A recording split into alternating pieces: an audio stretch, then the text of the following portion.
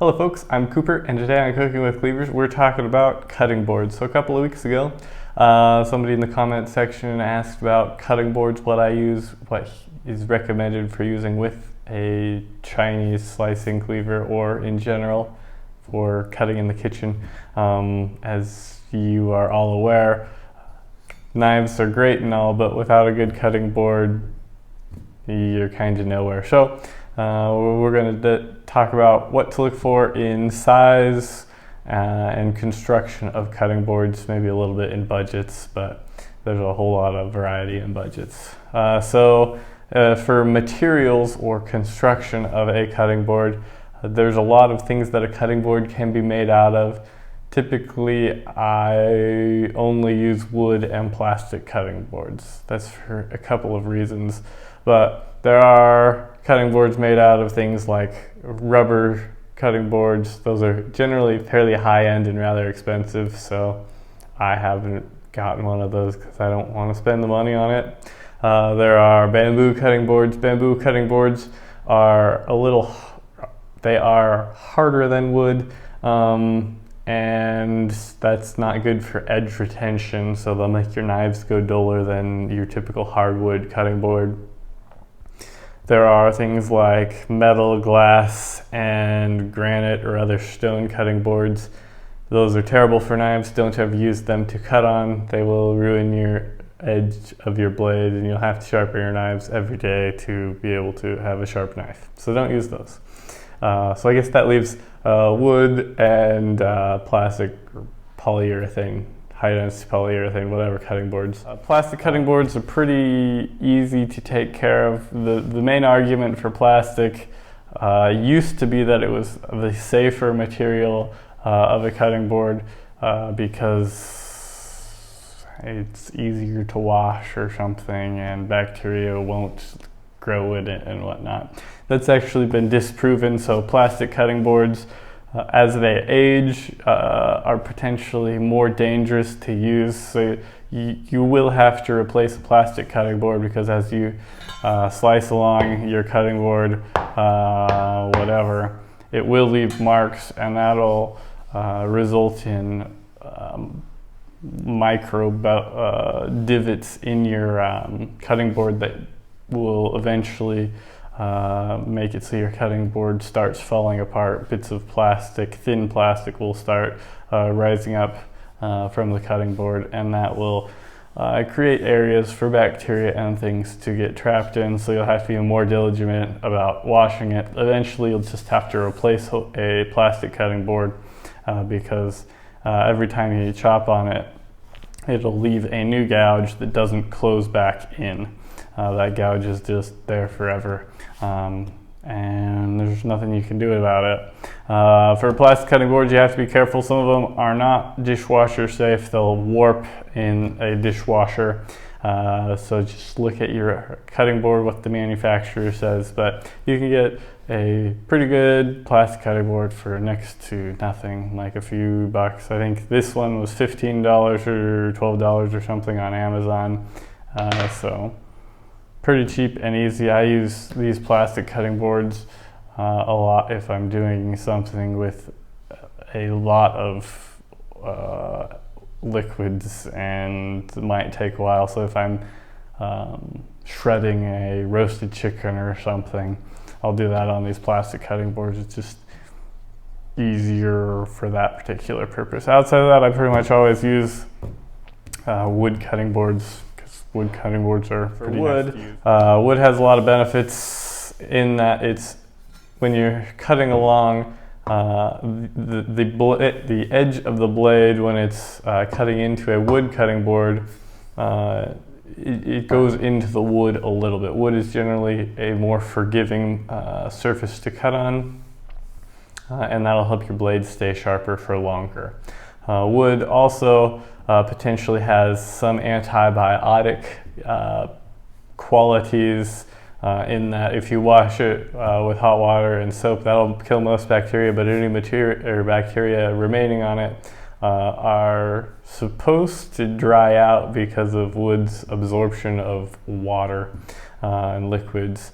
So it has the potential to be more antimicrobial, antibacterial than your plastic cutting boards, which is kind of goes in the face of various claims throughout history about what materials are safest for cutting boards. Wood is a semi-self-healing material, so when you cut into a wood cutting board, it will leave, there will be a mark from your blade, but that will basically self-close kind of. So a good wood cutting board won't get marred up as much as a plastic cutting board will, and a wood cutting board will usually last for a more significant amount of time. For wood cutting boards, there are generally two types of wood cutting boards. Well, two major types, I guess. There are end grain and edge grain cutting boards. If you took a tree and cut horizontally across the tree, so you cut the tree top off and then cut a circle off from that, and you pull that out and start cutting on that, that would be an end grain cutting board. If you cut vertically up a tree, that would be an end grain. If you cut up, folded it over, and started cutting on that, that would be an end grain cutting board.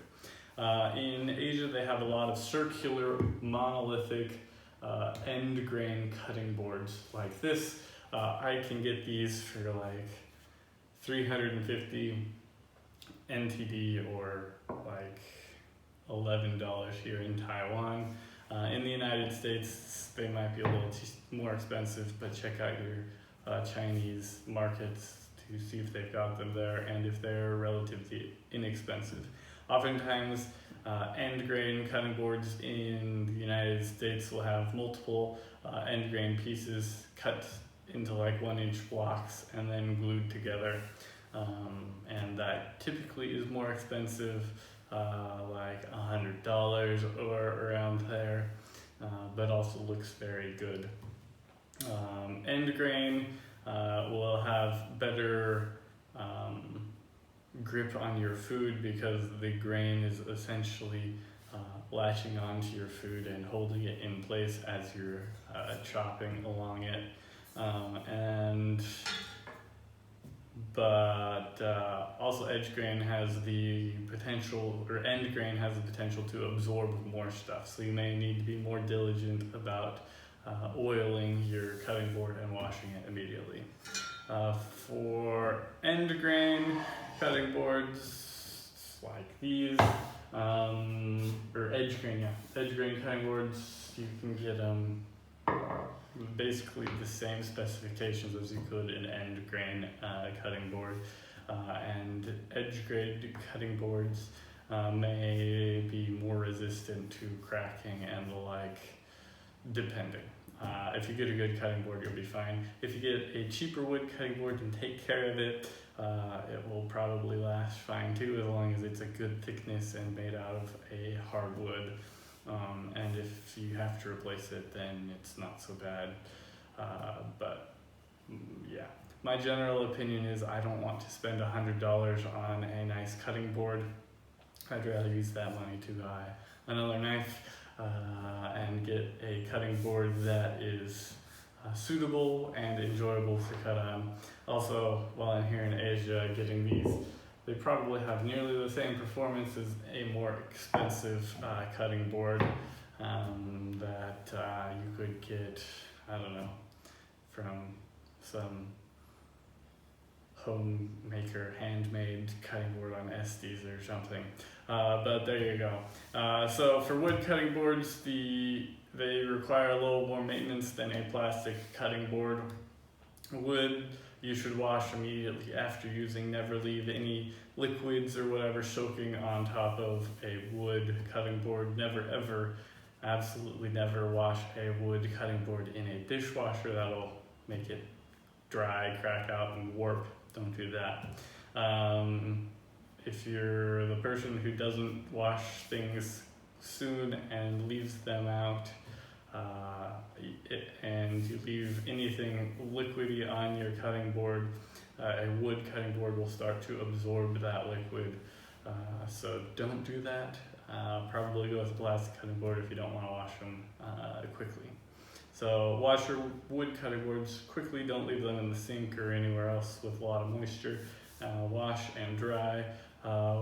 Both wood and plastic cutting boards are pretty much the same for washing. Just wash with hot water and soap. That'll be good enough for killing bacteria. For wood, there's also a little bit more maintenance that needs to go into your wood cutting board.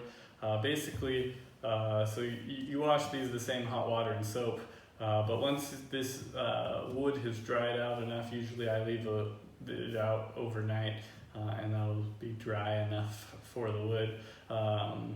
Once a month or so, I will pull out a good food grade mineral oil and oil down my knives. You can also get a butcher block oil or butcher block conditioner, cutting board conditioner. Basically, all of these are, the main ingredients are mineral oil, and they might have like beeswax or something in them along those lines. But at least, well, I do it at least once a month. Other people recommend every couple of months, but I would recommend oiling any of your wood cooking utensils, your wood handles, your wood cutting boards once a month. And you basically just put a thin coat of mineral oil on all of the wood and let that absorb in and wipe off any excess. So put the mineral oil on, wait like 10 minutes or so, and then wipe off any excess oil, and you'll be good to go for another month or so, and that'll keep your wood cutting boards looking good and healthy. For cutting board size, moving into size, I've got a bunch of different sizes of cutting boards. If you go online, or watch on YouTube, you can watch like the Cooking Test Kitchen or whatever they're called. I don't know. If you watch a bunch of videos about cooking boards, most people will say to get a huge cutting board and use that for everything. I personally like having a few different sizes of cutting boards for different tasks. Washing cutting boards is often a challenge if you have a really large cutting board. So one of the first things you need to look at is what size cutting board can you wash in your sink. So make sure it can be washed. That's very important. Next, what size cutting board can fit on your countertop. Usually that will be larger than what can be washed in your sink. But another thing that's important to look at is what'll fit on your counter. A third thing is what is large enough for your task. If you're a single individual cooking at home, you probably don't need as big a cutting board. Bigger cutting boards usually cost more, so being able to get something more usable in size is potentially advantageous. I have multiple cutting board sizes for different tasks. For example, if I'm going to make an omelet in the morning and just cut a few different ingredients up, I often use this size of a cutting board, and that works out great. If I'm doing a little more, I've got a slightly larger nice thick wood cutting board, and then if I'm doing like cooking for 8 people, I have a even larger wood cutting board that I haul over here. But as you get larger with cutting boards, they get heavier and less manageable to wash. So I like having different sizes for different tasks. But if you're budget limited, get the biggest one that you could foreseeably need to use in like an actual sense of use. Getting one is fine. I prefer getting multiples. I also, for thickness, on your plastic ones, I think I said before, get something between at least 1/4 of an inch thick and up to 1/2 inch or an inch thick. That'll give you more durability in your plastic cutting boards. For wood cutting boards, if it's going to be your main slicing and or light chopping cutting board, get something at least 1 inch thick. Thicker is generally better. If you're getting something as like a butcher block, so you're going to haul out your bone cleavers or gudao, get something as thick as possible, and that will generally give you more strength and resilience in your cutting board. And as a cutting board wears down, you'll have more life in it with more thickness. These cutting boards here, they're a bit thinner, also a bit smaller in a reasonable cutting length. So like if I put my knife on here this way, my slicing cleaver here barely fits. So I don't use these for like slicing or food prep for much. Mostly I use these as like a cheese or a fruit platter type thing. I'll still slice up fruit and whatnot on here, but typically just smaller items. Thank you for watching this episode of Cooking with Cleavers. Hopefully you learned a little bit about cutting boards and some things to look at. Yeah, thank you for watching. If you're interested in learning more about cooking with a cleaver, please subscribe and hit the notification bell. If you like this video, please hit that like and also share this video with friends and family. And then if you have any questions, also put it down in the comment section and I will try to get back to you either in a comment or in a future video to answer them. So thank you very much.